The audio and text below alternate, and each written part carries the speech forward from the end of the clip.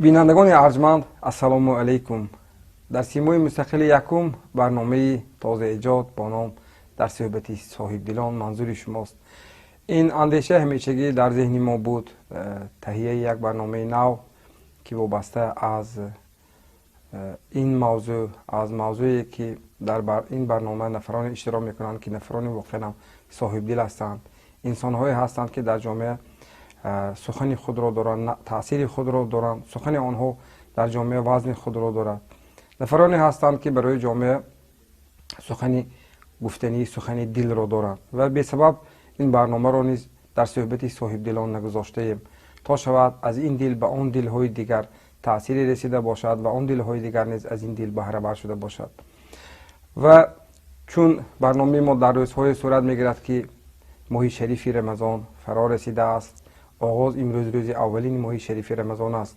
اولا همه شما بیننده های ارجمند را با فرارسی ماه شریف رمضان صمیمانه مبارکباد میگویم. بگذار از فیض و برکات این ماه همیشگی زندگی ما و شما آباد، دسترخوانمان پر فیض و با برکات باشد و در فضای این جمهوری عزیزمان تاجیکستان عزیز همیشه صلح و امانی باشد و همه ما در پی آن کوشش کنیم که برای آبادی این سرزمین مقدس خود زحمت و مهنت داشته باشیم.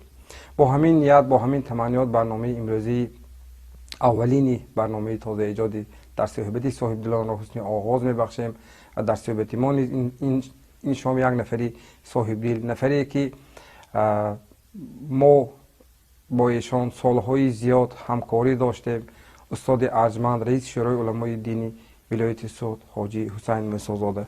استاد ارجمند شما را به برنامه ما به استودیو سیمای مستقل یکم خوش آمدید میگویم.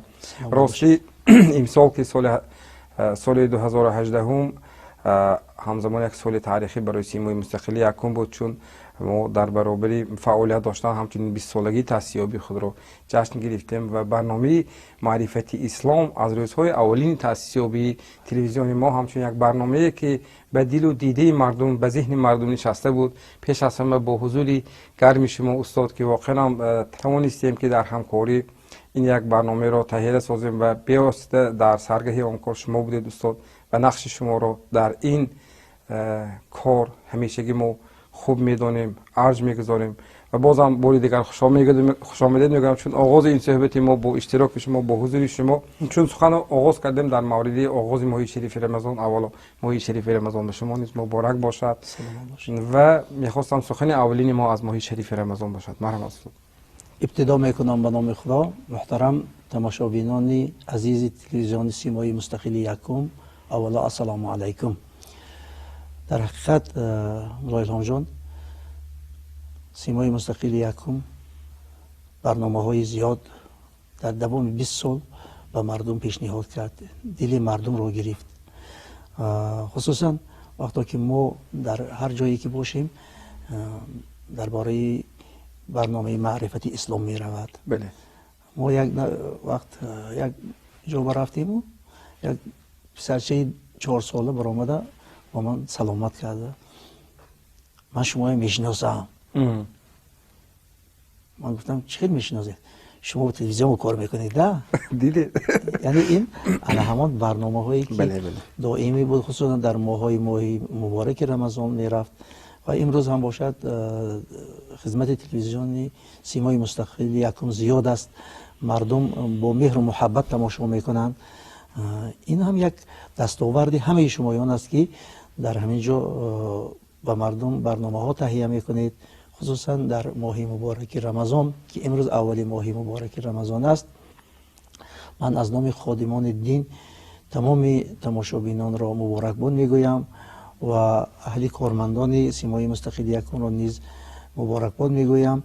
این ماه مبارک است، چنانه که در قرآن عظیم شان پروردگار میفرماید استعیذ بالله شهر رمضان الذی انزل فیه القرآن. ماه مبارک رمضان ماه نزول قرآن است. اگر نگاه کنیم مولای جان، قرآن اثر تا به آخر به منفعت تمام دنیا روانه کرده شده است. یعنی در یگان جای قرآن بدی کن، یک کس را غیبت کنی، برعکس از بدی میگرداند، به راه راست هدایت میکند. این ماه عبادت است که مردم توبه و استغفار میکنند. ماه خیر و برکه است که آدمانی که صاحب مال هستند و اهل کم بضاعت و محتاج و یتیمان دست یاری دراز میکنند و ماهی مستجاب شدن دعا است. انشاءالله ما امید داریم که این ماهی خیر و برکت و دیار ما خیر و برکات میبیارد، مردم ما را متحد میکند، مردم ما در این ماه با یکدیگر نیکویی میکنند، دل یکدیگر را میبردارند. یعنی ماهی خیر و برکت، ماهی شریف است انشاءالله. تشکر زیاد، تشکر زیاد استاد عزیز. راستی سنه 12 می سال روان در پایتخت کشورمان شهر دوشنبه در کاخ محتشم باربد واخوری اساسگزار صلح و وحدت ملی، پیشوای معظم ملت، پرزیدنت جمهوری تاجیکستان محترم امام علی رحمان با اهل فعالان کشور، با اهل جماعتچگی کشور برگزار گردید و راستی چون طریق شبکه‌های تلویزیونی کشور اون نمایش هم داده شد و ما دیدیم که در آن ملاقات پیشوای ملت با اهل جماعتچگی کشور بسیار مسئله های مهمی مبرم جامعه را مطرح کردند. در حل و بررسی و حل و فصل آن اهل جماعتچگی کشور را به همکاری دعوت کردند، گفتند که نقش شمایان در حل این مسئله ها خیلی نظر است و از جمله شما که خودتان بیوسته در آن مجلس اشتراک داشتید در آن واخوری و از جمله نیز برآمد کردید. من میخواستم در این مورد یک چند سخن بگویید که اون پیش از همه چگونه صورت گرفت و چگونه بود؟ مرحمت. الهام جان درست قید کردید که این ملاقات پیش از اومدن ماه مبارک، یعنی در یک مرحله بود که در حقیقت مردم به ماه مبارک رمضان تیاری میدیدند. ملاقات جناب عالی با اهل جماعتچگی بود. در آنجا آدمان زیاد دعوت شده بودند، اشتراک کردند، خصوصا خادمان دین، امام خطیبان مسجدهای جامع، سرخطیبان مسجدهای مرکزی، سرخطیبان ولایت ها، ریاست شورای علمای جمهوری، کمیته های کارهای دین و تنظیم عناوین جشن و مراسم ها و دیگر نهادهایی که عاید به همین دین هستند یا مردمی که به مفکوره مردم کار میکنند، آنها در آنجا اشتراک داشتند. اساسگزار صلح و وحدت ملی، پیشوای ملت، یک نطق پرمحتوا کردن در آنجا که خیر با طریق تلویزیون ها، برنامه، وسایل اخبار عموم نشان داده شد. در اینجا نطق جناب عالی یک تکانی بود، یک دستور عملی بود برای همه، از آن جمله برای خادمان دین. من فکر میکنم که این ملاقات پیش از ماه رمضان یک رمز صداقت پیشوای ملت به ملت خود، به دین خود، به مذهب خود، به اون چی مثلا به مردم منفعت میبخشد، خصوصا در ماه مبارک رمضان. این احترامی پیشوای ملت و این ماه مبارک رمضان بود. تشکر. راستی چون سخن در موردی ارج گفتیم، احترام گفتیم، همون در همانجا خود جناب عالی بسیار یک نکته مهم قید کردند، گفتند که واقعا پیروی داشتند به مذهب حنفی، این خود یک سعادت است. گذشته از این انا همین مذهب رو همیشگی همه ساکنان کشور، اهل مسلمان کشور باید در ذهن خودشان جای کنند و هرگز از اندیشه غیر در اندیششان جای ندهند. گذشته از این پیش از مذهبی راست است. و استاد شما اونجا نیز سخنرانی کردید، من میخواستم برداشت شما را از آن ملاقات پرسیده باشم که با کدام گویم تأثیرات برگشتید. پیش از اون که من به سخن برایم، سخنرانی جناب عالی رو نگاه میکردم که از ابتدا تا انتها به منفعت مردم بود. هر یک کلمه آن، هر یک جمله که جناب عالی بیان کردن دلسوزی به مردم بود، غمخوری مردم بود که ملت سربلند باشد، ملت صاحب علم و معرفت باشد، ملت از اختلافات دور باشد، ملت مذهب خودش رو نگاه دارد. چون که مذهب امام اعظم یک مذهب تحمل پذیر است، یک مذهبی است که بسیار آسانی رو مثلا پیشنهاد کرده است. جناب عالی اون وقت که سخن میگفتن مسئله وطن و وطنداری بود که باید ما وطندار باشیم، باید هر یک نفر و قطعی نظر و کی هست، در کجا کار میکند، در مثلا وظیفش از چی عبارت است، در کدام محل زندگانی میکند، باید تاجیکستان را دوست دارد. برای تاجیکستان به قدر امکان خود مثلا حصه گذارد یا که کاری کند که در معنویات مردم خدمت کرده باشد. از آن جمله جناب عالی درباره 3 قانون سخن کردن که من هم در اطراف هم خواستم که یک فکر خود را بیان کنم. این تطبیق قانون جمهوری تاجیکستان درباره آزادی وجدان و اتحادیه‌های دینی، تطبیق قانون جمهوری تاجیکستان درباره تنظیم عنعنه و جشن و مراسم‌های ملی و قانون جمهوری تاجیکستان درباره مسئولیت پدر و مادر در تعلیم و تربیت فرزند. هر 3 همه قانون و کسانی که در همان جا نشستند بسیارتر متعلق بود که مفکوره مردم باید درست باشد. خصوصا جناب عالی درباره دین و دیانت، فضیلت دین بیان کردن، یعنی پیشنهادهایی که مثلا جناب عالی برای ملت کردن در عرصه بین الملل، مغز همان را در آنجا جناب عالی گفتن، یعنی غمخواری به مردم و گفتن که در آنجا که هر یک انشاءالله بعد 2-3 سال 30 سالگی استقلالیت جشن گرفته می شود. بله. جناب عالی گفتن که هر یک نفر باید کاری کند. ما باید کاری کنیم که دیه ها مکتب داشته باشد، دیه ها حمام داشته باشد، دیه ها سرتراشخانه داشته باشد. این کدام مثلا پرزیدنت میگوید؟ پرزیدنت ها میبینن همه خوب هستند، لیکن داخل مردم به در آمده آنچه برای مردم ضرور است این را بیان کردن. این یک دلسوزی جناب عالی بود که در شهرها دیه ها باید همه همین چیزهایی که برای مردم ضرورت، از آن جمله گفتن آب نوشاکی تامین کردن با آب نوشاکی مردم یا تعمیر راهها، خصوصا درباره حج یک چند مثال ها را آوردن که مردم باید خب حج رود. مثلا در زمان شوروی اگر ما نگاه کنیم 1 نفر حج می رفت، هر سال 1 نفر حج می رفت. حاضر قریب 7000 نفر هر سال از تاجیکستان حج می رود، غیر آن که عمره و دیگر باز از دیگر دولت ها، از روسیه می رود و از دیگر جاها می رود، از مهاجرت مهنتی حج می رود. 1 مرتبه حج رفتن فرض است. بله. لیکن اگر همان 2 مرتبه 5 مرتبه 10 مرتبه حج می رفتگی هستند، اگر آنها بهتر می شد که همان پول حج را به یک یتیم بیچاره محتاج دهند. در حقیقت اگر امام جان عزیز اگر مردم ما آدمان دارا هستند، بله، اگر همه مردم دارا زکات خودشان را برآورده از روی خدا دهند، در ما آدمی کم بضاعت نمیماند. چون که 30% کم بضاعت آدم است، ما 80% کم بضاعت بود. خیر مردم ما کار کرد، راهبری جناب عالی عادلانه که بود، مردم ما رو پیش بود، دستارخان ما الحمدلله آباد شد، حاضر خاندان ها آباد، کوچه ها آباد، این نقبه ها رو بینید. یعنی باید ما شکر گوییم و خصوصا وظیفه خادمان دین رو در آنجا هم جناب عالی گفتن هم دیگرها بیان کردن که مردم درک کند که دین اکستریمیزم نیست، دین تروریسم نیست، دین بدی نیست. همه دین ها، خواه دین خریستیانی باشد، خواه یهودی باشد، خواه اسلام باشد، خواه حتی همه دین های بت پرستی هم یک هدف دارند. هدف اصلاح جامعه است، خدمت به مردم است.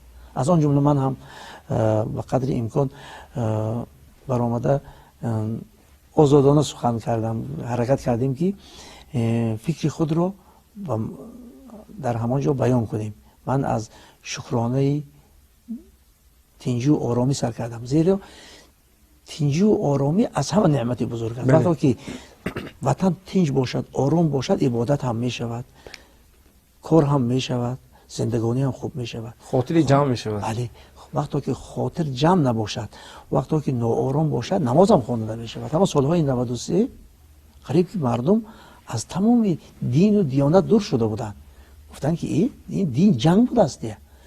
دین هیچ وقت جنگ نیست، که ساختن همان چیز مثلا جنگ تحمیلی را به میان آوردن، لیکن از دین سوی استفاده شد.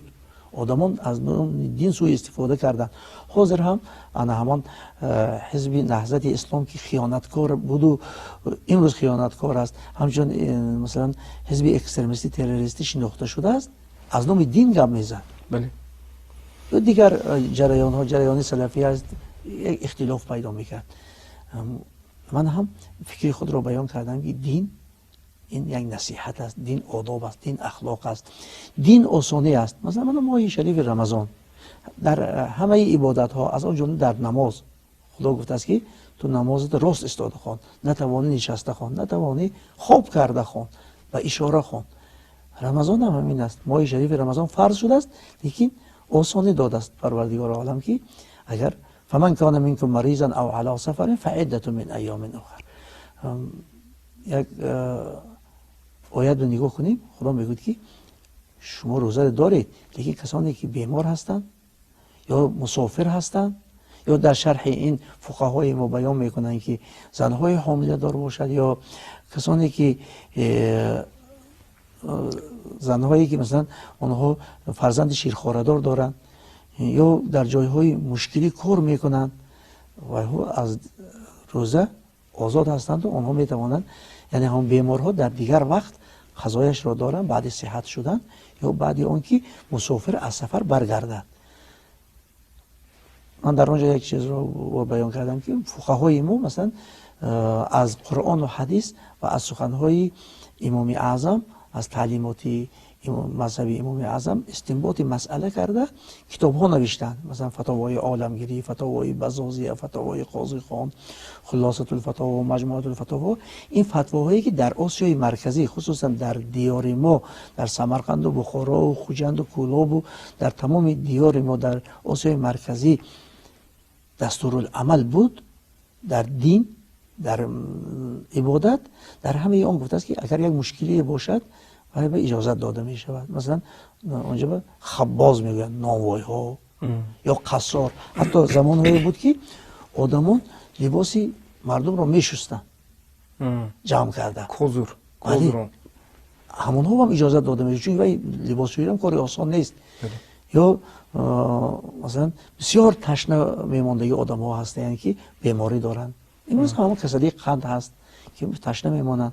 یا مثلا من در اونجا یک چیز رو خاطر رسان کردم، نیروگاه برقی آبی روغن رو خیلی مردم کار میکنند. جناب والی گفتن که 18,000 آدم کار میکنند و ها در همین مشکلی کار میکنند و باید با آنها این مسئله رسانده شود. یعنی فکری من همون بود که آنچه دین هست، آنچه دین گفته است، آسانی داده است و مردم ما رسانیم. کی میرساند؟ و مردم خادمان دین میرسانند.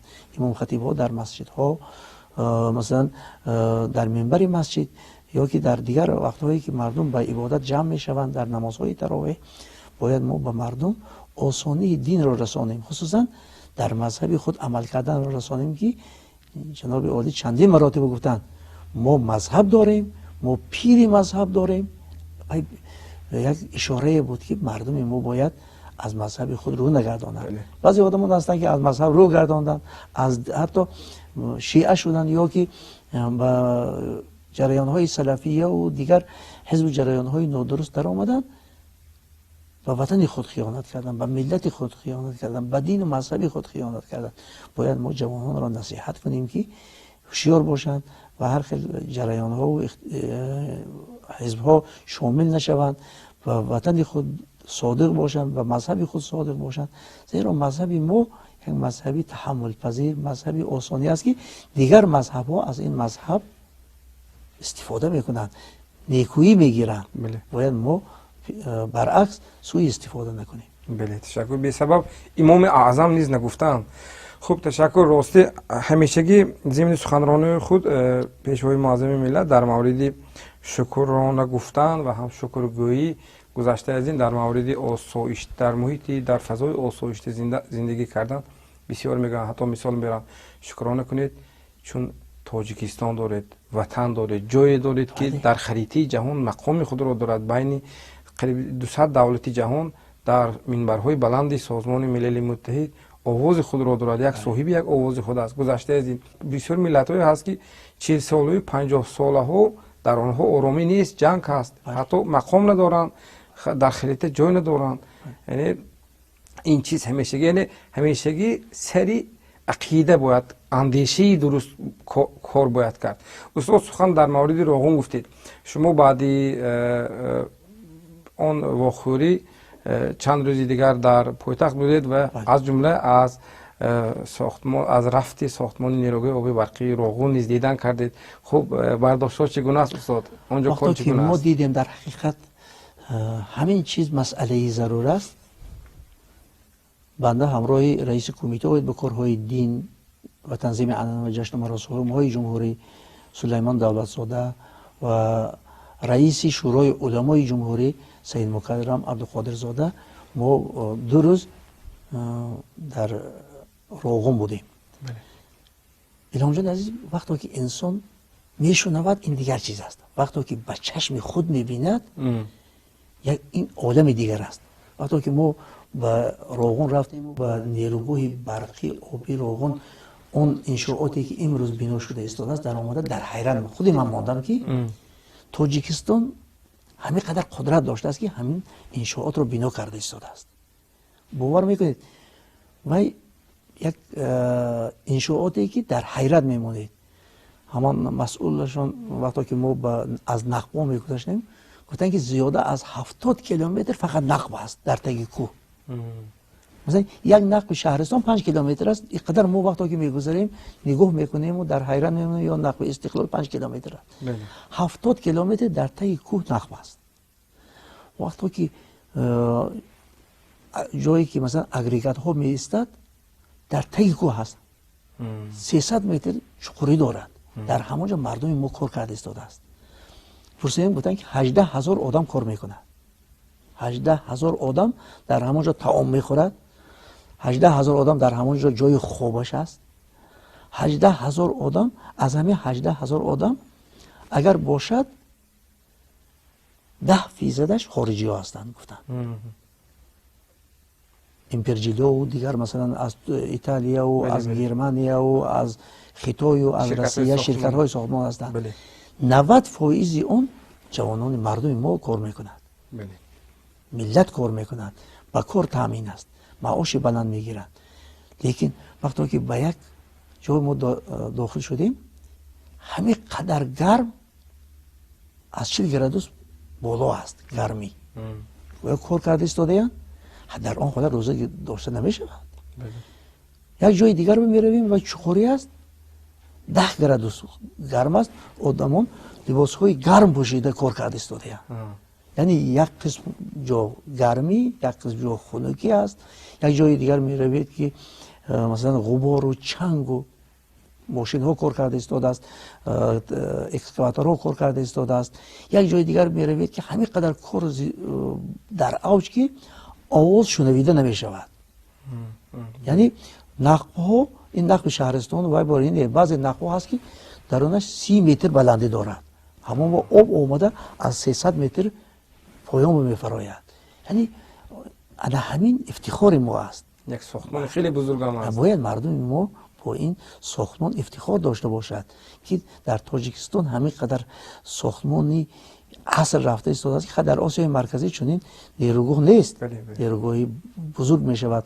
حاضر الحمدلله من آب بلند شده، اگریگات یکم و دوم تیار است که انشاءالله در ماه نوامبر گفتن با کار شروع میکنند. یعنی این کار افتخار ملت تاجیک است. هر یک انسان باید در حقیقت قدری وطن خودش را داند. ما در آنجا با آنها صحبت میکردیم. اما کارگرها بسیار خرسند میشدند که ما نمیدونستیم، ما مجبور بودیم که روزه داریم. این روزه آماده ایستاده‌اند، ماه شریف رمضان آماده ایستاده‌اند، ما چیکار میکنیم؟ گفتگی مردم زیاد بودند. لیکن آنها ما گفتیم که همین فتوا است، فتاوای عالمگیری است، وزازی است، خازین است، همه فتواها برای ما معین کرده است که در چنین کارهای مشکلی شما به اجازه داده می شود. خیلی بسیار خوب قبول کردند. ما 2 روز در همانجا ایستادیم، صحبت کردیم، آنها رو ترغیب کردیم که این کار شما فقط برای حاضر نه، برای 1000 سال آینده ملت تاجیک است که به مردم ما منفعت میرساند، اقتصاد مردم ما رو بلند میبرد، 18,000 مردم رو روشن میکند. از همه کار ثواب است.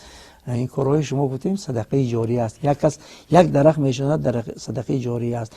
این شما وقتی گفتیم شما برای ملت اینقدر کار میکنید، این بهترین ثواب است. گفتم به مردم رسانیدیم. تشکر. واقعا بسیار یک سفری پربرکات هم بود، به خاطر اونه که چون یک دو نوبت ما وقتی به منطقه جرگتال میرفتم، یک دو سه سال پیشتر از دور همون گویم ساختمان میدیدم که مثلا ساختمان در حد آغاز و رفته ایستاده است و بعدا مثلا چون طریق اخبار عامه طریق تلویزیون میدونم و چیزی که شما گفتید واقعا همون حکمتی مشهوری شنیدن کی بود مانند دیدن و سخن از دهان خود شما مثلا شنیدنش راستی چون نفری که رفته دیدید گذشته از این سالهای آخری سالهای 92 میانه های سالهای 2000 این یک بسیار دشوار بود که حتی همین برق کشی معیاری محدود کنی برق چقدر مشکلی بود در هم در اجتماعات و اقتصادیات و همه اون چونی که خود جناب عالی گفتن که این یک افسانه شده در تاریخ ماند که مثلا امروز علاقه دوام 2 سال اخیر در فصل زمستان برق در تمام جمهوری تامین از گذشته از این در حالت بنیاد این نیروگاهی بزرگ که ساختمان عصر میگوییم بازم زندگی مردم بهتر میشه، سطح زندگی مردم.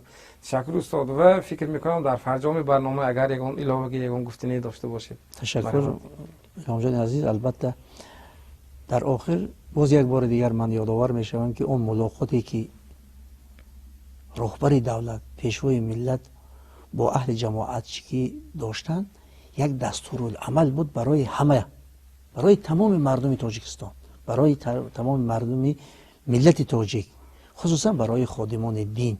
یعنی باید ما امروز دین و دیانت خود را چنانه که هست به مردم رسانیم، از آن سوی استفاده نشود. هدف جمع آمد من فکر میکنم که این آبادی تاجیکستان بود، بهتر کردن روزگار مردم بود و غمخوری و یتیمان و کمبیزاعتان بود که مردم باید با یکدیگر مهر و محبت کنند، در حق یکدیگر سخنهای نیک گویند، از دستشان آید یک دست یاری دراز کنند، دست یتیم و بیچارگان را در ماه مبارک رمضان گیرند. من باز یک بار دیگر به خادمان دین مراجعت میکنم که همین سخنهای جناب عالی در حقیقت همه موافق آیت قرآن، از حدیث های پیغمبر اقتباس های زیاد بود. اون را دستورالعمل کنند، به مردم در نمازهای جمعه رسانند، مردم را نصیحت کنند، به کارهای ثواب دعوت کنند. من تمنا دارم که وطن ما تاجیکستان تنج و آرام باشد، ملت تحت راهبری پیشوای ملت سرجم باشد و خادمانی که در این تلویزیون سیمای مستقل همه شمایان کار میکنید و همه شمایان تن صحت، خاطر جمع، خاندان آباد از خدا میپرسم. تشکر استاد. تشکر زیاد استاد برای این سخنهای نیک و همچنین تشریفتان در این برنامه، چون فولی نیک است آغاز اولین برنامه ما با حضور شما و فکر میکنم بازم گفتنی ها زیادند در آن مجلس، در آن واخوری بازم بسیار نکته های مطرح شدند که ما در برنامه های من بعدین البته سری آن موضوع ها برمیگردیم و همه آن را در علاوه بازم برای بیننده ها شرح و تفسیر میدیم. باری دیگر استاد عزیز برای اشتراکتان به شما عرض سپاس میکنم. سلامت باشید. یک چیز رو برای شما بیننده های ارجمند یادآور شدنی هستم که استاد عزیزی ما حاجی حسین موسیزاده در برابر یک نفر خادم دین بودن، نفر عالمی صاحب دین بودن، عالمی صاحب سخن بودن، همچنین نفری هستند که صاحبی ذوق بلند شعرگویی دارن. البته تا امروز 3 کتاب استاد از چاپ برآمد و فکر میکنم ما در برنامه‌های من بعد و البته کتابی 4مشان نیست با نام تاجیکستان وارثی سامانیان که البته در دست استاد این کتابی نامه، این کتابی که لحظه شما میبینید تاجیکستان وارثی سامانیان، کتاب 4 استاد البته از چاپ برآمد. این دلالت از آن میدهد که استاد در برابر کارهایشان همیشه نفری هستند که با واسطه عملشان نیز این کار در به مردم نشان میدهند که واقعا هم نفری که صاحب ذوق هستند، هم به شعرهای خودشان اون چیزی که امروز برای جامعه ضرور است بیان میکنند و ما در برنامه‌های نوبتی البته سری موضوعی شعرهای استاد نیز برمیگردیم، چون اون وقتی به مضمون و محتوای شعرهای استاد قوطه میزنیم واقعا هم همه این آن پند است، اندرز است، برداشت از زندگی است و بنابراین برنامه رو ما نیز به سبب در صحبتی صاحب دلان نگذاشتیم تا توانیم که ما نیز از صحبتی این گونه صاحب دلان بهره‌ور باشیم و این سخن دل آنها برای همه ما و شما باشد. با امید سرسبزی خاندان، با امید آبادی این دیاری که نامش تاجیکستان عزیزی ما است، با امید آنی که هر یکی ما از این برنامه برای خود بهره های تازه برداشتیم، اینجا برنامه نخستینی در صحبتی صاحب دلان نخستین انجام میبخشیم. خیر تا برنامه نوبتی، خانه‌تان آباد باشد.